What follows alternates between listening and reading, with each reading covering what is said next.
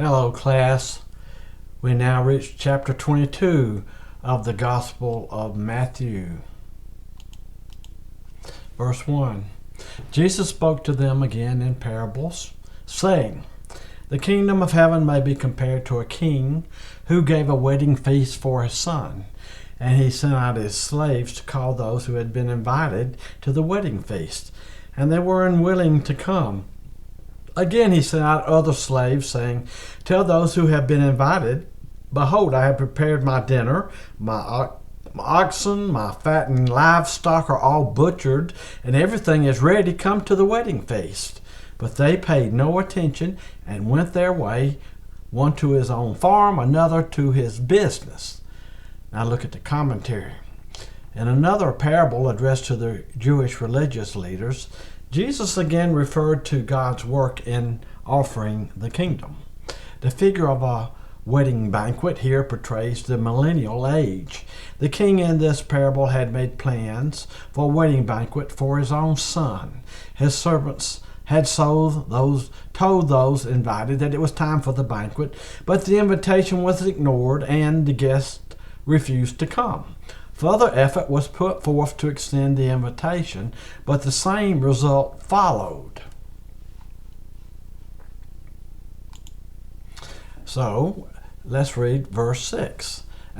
This is the rest of the parable now. And the rest seized his slaves and mistreated them and killed them. But the king was enraged, and he sent his armies and destroyed those murderers and set their city on fire. Then he said to his slaves, "The wedding is ready, but those who were invited were not worthy. Go therefore to the main highways, and as many as you find there, invite to the wedding feast."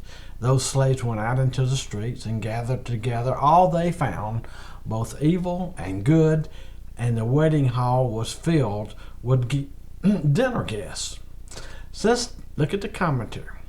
Since the offer was rejected to the point of mistreating and killing the servants, the king was enraged. He sent his army and destroyed those murderers and burned their city. Jesus had in mind the effect of the nation's rejection of him as their Messiah. God had made plans for his son's millennial reign, and the invitation had been extended, but the proclamation of the kingdom by John the Baptist, Jesus, and the 12 disciples who went out two by two had largely been ignored. The nation of Israel would even kill those extending the offer. Finally, in AD 70, the Roman army would come, kill most of the Jews living in Jerusalem, and destroy the temple on judgment of that generation for rejecting Jesus as their Messiah. The wedding banquet, however, was prepared, we see in this parable. Since those first invited had rejected the invitation, opportunity to attend was given to a broader group. Now let's read the rest of the parable. Verse 11, "But when the king came in to look over the dinner guests, he saw a man there who was dressed in wedding clothes, and he said to him, 'Friend, how did you come in here without wedding clothes?' And the man was speechless. Then the king said to the servants, 'Bind him hand and foot and throw him into the outer darkness. In that place there will be weeping and gnashing of teeth. For many are called, but few are chosen.'" Though the invitation was extended to both good and bad, individual preparation was still necessary. This was evidenced by the fact in this parable that one guest at the banquet had not made adequate preparation. He had failed to appropriate what the king provided for. He was not wearing the proper wedding clothes. Apparently the king gave him all wedding clothes as they arrived, for they came off the streets. Thus a person must respond not only outwardly, but also he must be rightly related to God the King by appropriating all the king provides for him. Consequently, this guest was cast out into a place of separation and suffering. While the kingdom had now been expanded to include individuals from all races and backgrounds, there is an election, and yet individual response is essential. We see in verse 15, Then, after hearing this parable, the Pharisees plotted together how they might trap Jesus in what he had said. They sent their disciples to him, along with the Herodians, saying, "Teacher, we know that you are truthful and teach the way of God in truth and defer to no one, for you are not partial to any. Tell us then, what do you think? Is it lawful to give a poll tax to Caesar or not?" Look at the commentary. Controversy makes strange bedfellows. The goal of getting rid of Jesus meant cooperating with lifelong enemies. The Pharisees were the purists of Israel who opposed Rome. But the Herodians actively supported the rule of Herod the Great. However, those issues were less important to them than the pressing issue of getting rid of Jesus. They began by sending a delegation to try to trick Jesus. At the beginning, they were saying nice things about Jesus, but their hypocrisy was obvious. Their question was, is it lawful to give a poll tax to Caesar or not? The question appeared to have no clear-cut answer. If Jesus answered that it was right to pay taxes to Caesar, he would be siding with the Romans against Israel, and the Pharisees would be against him. If, however, Jesus said taxes should be paid to Rome, he could be accused of being a rebel who opposed the authority of Rome, and the Herodians would be against him.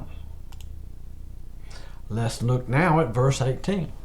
So we see, "But Jesus perceived their malice, and he said to them, 'Why are you testing me, you hypocrites? Show me the coin used for the poll tax.' And they brought him a denarius. And he said to them, 'Whose likeness and inscription is on this coin?' And they said to him, 'Caesar's.' Then he said to them, 'Then render to Caesar the things that are Caesar's, and to God the things that are God's.' And hearing this, they were amazed, and leaving him, they went away." Now look at the commentary. Jesus was aware of their hypocrisy and the implications of his answer. He therefore answered their question by demonstrating that government does have a rightful place in everyone's life, and that one can be in subjection to government and God at the same time. God asked the delegation to give him a coin used to pay the tax. A Roman denarius with its image of Caesar, the Roman emperor, made it obvious that they were under Roman authority and taxation. Therefore, the taxes must be paid, then render to Caesar the things that are Caesar's. But Jesus also reminded them that a sphere of authority belongs to God. He says, "Render to God the things that are God's." Thus, man has both political and spiritual responsibilities. Amazed at Jesus' answer, both the Pharisees and Herodians were silenced. Look at verse 23. "On that day, some Sadducees who say there is no resurrection came to Jesus and questioned him, asking, 'Teacher, Moses said if a man dies having no children, his brother as next of kin shall marry his wife and raise up children for his brother.' That's the law of the kinsman redeemer. Now there were 7 brothers with us, and the first married and died, and having no children left his wife to his brother. And so also the second, the third, and down to the 7th. Last of all, the woman died. In the resurrection, therefore, whose wife of the 7 will she be? For they all married her." Look at the commentary. The Sadducees were the next religious group to try to discredit Jesus. The Sadducees were the religious liberals of their day, for they said there is no resurrection or angels or spirits. Purposely, their question centered on the doctrine of resurrection and its implications. The Sadducees cited a story of a woman who married a man who later died in accordance with the Levirate law, Deuteronomy chapter 25. Her husband's brother took her up as his wife in order to perpetuate the dead brother's line of lineage. But he too died shortly thereafter. That happened with 7 brothers on down the line. Last of all, the woman died. So the Sadducees asked Jesus, "In the resurrection, therefore, whose wife of the 7 will she be? For they all married her." Now let's Look at verse number 29. But Jesus answered the Sadducees and said to them, "You are mistaken, not understanding the Scriptures nor the power of God.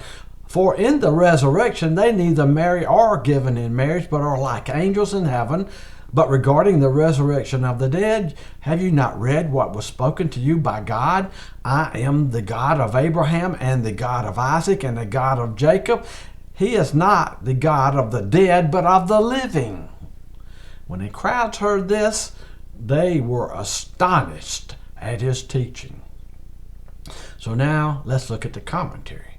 The Sadducees were trying to make the resurrection appear ridiculous, but Jesus answered by stating that the Sadducees did not know the Scriptures or the power of God. God's Word taught the resurrection, and His power can bring people back to life. Jesus then corrected the Sadducees' two false notions. One, in the eternal state, marriage will no longer be necessary. Once individuals have received resurrected bodies no longer subject to death, the need for procreation, one of the basic purposes for marriage, will no longer exist. They will be like the angels in that regard. Secondly, if the Sadducees read and understood the Old Testament Scriptures, they would have clearly seen there's a future life and that when a person dies, he continues to exist. Thus, Jesus quoted Exodus 3:6. If Abraham, Isaac, and Jacob had died and were no longer present anywhere, then the words should have been "I was" instead of "I am." Now let's look at verse 34. But when the Pharisees heard that Jesus had silenced the Sadducees, they gathered themselves together. One of them, a lawyer, asked Jesus a question, testing him. Again, "Teacher," he says, "which is the greatest commandment in the law?" And Jesus said to him, "You shall love the Lord with all your heart, with all your soul, and with all your mind. This is the great and foremost commandment. The second is like it. You shall love your neighbor as yourself. On these two commandments depend the whole law and the prophets." Having heard that Jesus had silenced the Sadducees, the Pharisees, this is a commentary now, quickly sent a representative, a well-versed expert in the law, to ask Jesus a question. "Teacher, which is the greatest commandment of the law?" Jesus' answer summarized the entire Decalogue, that is, the 10 Commandments. "You shall love the Lord with all your heart, all your soul, all your mind. This is the great and foremost commandment. The second is like it. You love your neighbor as yourself." All the law and the prophets hang on these two commandments. That is, all the Old Testament develops and amplifies these 2 points: love for God and love for others who are made in the image of God. Now we move to verse number 41. Now while the Pharisees were gathered together, Jesus asked them a question. "What do you think about the Christ? Whose son is he?" The Pharisees said to him, "The son of David." And he said to them, "Then how does David in the Spirit call him Lord, saying, 'The Lord said to my Lord, sit at my right hand until I put your enemies beneath your feet'?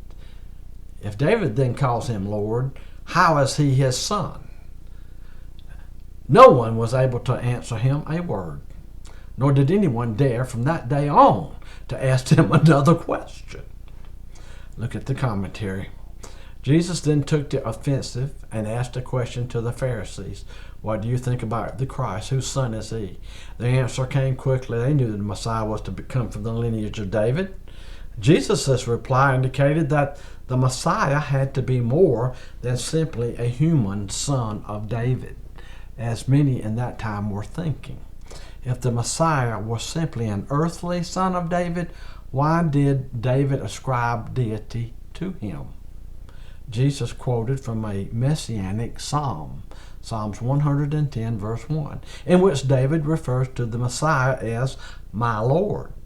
The English translation, Lord, is from the Hebrew word Adonai, used in Psalms 110, 1. This Hebrew word is used only of God. The complexity of this theological discussion were too much for the Pharisees, who were not ready to acknowledge the deity of this son of David. All Jesus' opponents had been silenced. And so that concludes this lecture on chapter number 22.